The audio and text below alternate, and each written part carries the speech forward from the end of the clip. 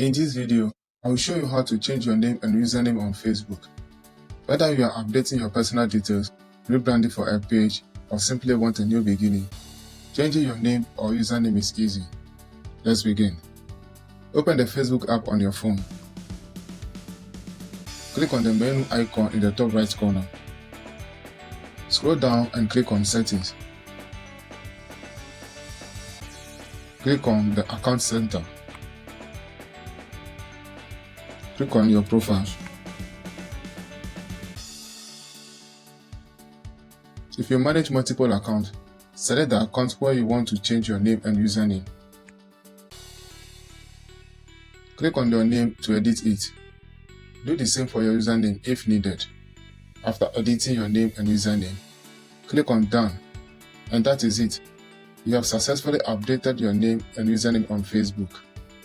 Now your profile reflects the changes you wanted. If this guide helped you out, make sure to like, share, and subscribe for more tech tips. Thanks for watching.